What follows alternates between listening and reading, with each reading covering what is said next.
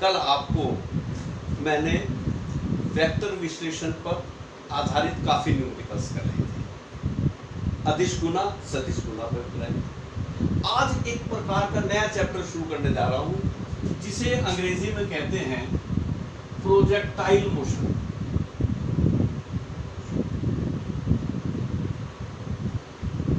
Projectile motion Hindi में कहते हैं प्रक्षेप गति, और यदि देसी भाषा में कह दूं तिरछी चाल। कौन सी चाल? तिरछी चाल।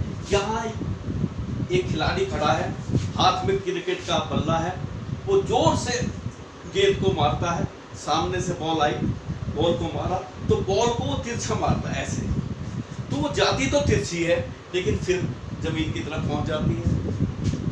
आपने खेल कूद में भाला फेंक देखा होगा, भाले को ऐसे फेंकते हैं, ऐसे पकड़ के इस तरह से फेंकते हैं लो।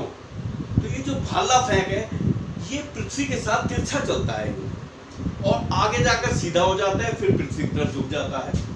तो इस प्रकार भाले को फेंका हमने, तो ये भाला इधर को सीधा जाएगा, जाते जाते ये पृथ्वी की तरफ को झुकता चला जाता है। तो इसे कहते हैं प्रक्षेप्य गति। आप एक पत्थर लीजिए और ऐसे फेंकिए तिरछा, वो पत्थर जाएगा तो सीधा, लेकिन धीरे धीरे पृथ्वी की तरफ को झुकता चला जाएगा। आप बता सकते हैं क्यों झुका? ठीक बताया आपने, गुरुत्वाकर्षण के कारण। वह गुरुत्वाकर्षण के कारण नीचे को झुकता चला जाता है। इस प्रकार की वक्राकार गति, इस प्रकार की पैराबोलिक शेप, परवलयाकार गति, गोलाकार गति, ये सब कहलाती है प्रक्षेप्य गति। इसमें जिस वेग से गति होती है प्रारंभिक, ये प्रारंभिक वेग कहलाता है। इसे कहते हैं प्रक्षेप वेग। जिस कोण से वह गति करता है पृथ्वी के साथ, जिस कोण, इसे कहते हैं प्रक्षेप कोण। और जितना समय लगता है वहां तक पहुंचने में उसे कहते हैं उड्डयन काल। क्या बोलते हैं? उड्डयन काल। यहां आकर बिल्कुल वो सीधा हो जाता है। यहां से जो ऊंचाई है ये कहलाती है महत्तम ऊंचाई, और जहां से चला और जहां पर समाप्त हुआ, यहां तक की जो सीधी दूरी है इसे कहते हैं प्रास। तो आपके सामने मैंने 5 शब्दों का वर्णन किया है। थीटा क्या है? प्रक्षेप कोण, जिस कोण से गति प्रारंभ हुई। u0 क्या है? प्रारंभिक वेग, इसे कहते हैं प्रक्षेप वेग। जहां उसकी अधिकतम ऊंचाई है ये h है अधिकतम ऊंचाई, और जितना समय लगा यहां से यहां तक जाने में उसे कहते हैं उड्डयन काल। अंग्रेजी में कहते हैं टाइम ऑफ फ्लाइट। हवाई जहाज दिल्ली से चला, मद्रास पहुंचा, मद्रास से चला 11:20 पर और वहां पहुंचा 12:20 पर, 1 घंटे का समय लगा, ये कहलाता है उड्डयन काल, टाइम ऑफ फ्लाइट। इतना समय लगा। और कहां कहां को गया उसे छोड़ दो, कहां कहां से गया उसे छोड़ दो। सीधी दूरी को कहते हैं हम प्रास। अंग्रेजी में कहते हैं रेंज। प्रास माने सीधी दूरी। ये आपके सामने मैंने इस चैप्टर की शुरुआत की है। प्रक्षेप गति चैप्टर है, गोलाकार गति है, वक्राकार गति है, तिरछी चाल है। इस प्रकार तिरछे रूप में गति करने का नाम है प्रक्षेप्य गति, प्रोजेक्टाइल मोशन। जिस वेग से गति प्रारंभ होती है इसे u0 बोलते हैं, प्रक्षेप वेग। जिस पृथ्वी के साथ जितना कोण बन रहा है इसे कहते हैं प्रक्षेप कोण। जहां तक अधिकतम ऊंचाई तक जा सकता है ये अधिकतम ऊंचाई h, जितना समय लगाता है उसे उड्डयन काल, जितनी दूरी सीधी तय करता है उसे कहते हैं प्रास। तो मैं अब आपको 3 सूत्रों की स्थापना कराने जा रहा हूं। 3 सूत्र क्या क्या हैं? पहला है उड्डयन काल के सूत्र की स्थापना, दूसरा है महत्तम ऊंचाई के सूत्र की स्थापना, और तीसरा है प्रास के सूत्र की स्थापना। ये 3 सूत्रों की स्थापना, इनमें से एक सूत्र की स्थापना हर एग्जाम में आ जाता है, चाहे उड्डयन काल का सूत्र, चाहे महत्तम ऊंचाई या प्रास। आपके गति के 3 समीकरण आप जानते हैं, v = u + at, सब बच्चे जानते हैं। s बराबर ut plus half at square, और तीसरी समीकरण होती है v का वर्ग इज इक्वल टू u का वर्ग प्लस 2as। ये जानते हैं, हर बच्चा जानता है, 3 हाई स्कूल में गति के समीकरण होते हैं। ऊपर से नीचे आ रहा है तो g और लग जाता है, यहाँ त्वरण की जगह ध्रुवीय त्वरण काम करता है। नीचे से ऊपर फेंकते हैं तो माइनस का चिन्ह बीच में आ जाता है।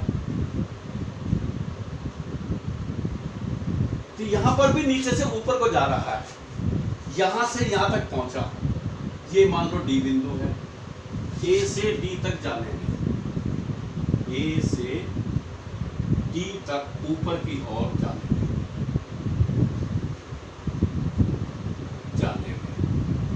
क्या होगा जी? प्रारंभिक वेग है u0, जहां जाके वेग 0 हो जाएगा। तो गति के पहले समीकरण से, पहला समीकरण क्या है जी? v बराबर u माइनस gt। यहां वेग हो गया 0, यहां पर ऊपर की तरफ को वेग अगर मैं इसके दो घटक कर लूं, इस u0 के तो इस तरफ हो जाएगा u0 cos थीटा, क्षैतिज घटक, और इसका ऊर्ध्वाधर घटक हो जाएगा u0 sin। तो ऊपर की तरफ को जो वेग काम कर रहा है, प्रारंभिक वेग, वो है u0 sin theta minus gt, g माने त्वरण और t माने समय। कितना समय लगता है यहां से यहां तक जाने में? पूरा समय लगा t, तो यहां तक समय लगा t/2। तो ये आ गया जी gt/2 बराबर ये। इस t का सूत्र निकालना है, 2 इधर ले जाओ, 2 ऊपर चला जाएगा, गुना हो जाएगी, और ये g नीचे आ जाएगा। इस प्रकार ये सूत्र आ गया उड्डयन काल का, t बराबर 2u sin theta upon g, ये उड्डयन काल का सूत्र है। अब मैं महत्तम ऊंचाई का सूत्र निकलवाना चाहता हूं, तो यहां गति का तीसरा समीकरण लगा दो। तीसरा समीकरण क्या है? v का वर्ग बराबर u का वर्ग माइनस 2as। ये है, तो जरा मान रखेंगे, यहां पहुंचने के बाद वेग तो 0 हो जाएगा। यहां वेग ऊपर की तरफ को है u0 sin थीटा, इसका स्क्वायर माइनस 2gs, s माने दूरी, दूरी कितने चला ऊपर तक? h। इसको इधर ले आओ,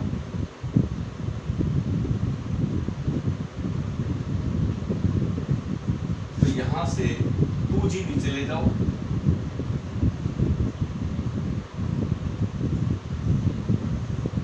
ये हो गया जी महत्तम ऊंचाई का सूत्र। अब बचा तीसरा सूत्र। तीसरा सूत्र है r माने परास। परास का मतलब है सीधी दूरी, सीधी दूरी। दूरी बराबर होता है वेग गुना समय, सीधा वेग क्षैतिज वेग गुना समय। क्षैतिज वेग है इस तरफ को, कितना वेग पे बताओ? u0 cos थीटा, और समय लगा t। तो इस प्रकार ये तीसरा सूत्र की स्थापना हो गई। ये तीनों सूत्र की स्थापना मैंने कराई है।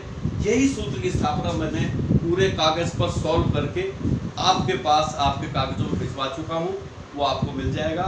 आपकी क्लास का जो ग्रुप में काम, उसके अंदर मैंने भेज दिया है। तो ये आप समझ में आ गया होगा। इसमें गति का प्रथम सूत्र लगाया, इसमें गति का तृतीय सूत्र लगा के मान रखकर उत्तर आ गए हैं। यहाँ महत्तम ऊंचाई का सूत्र, उड्डयन काल का सूत्र, परास का।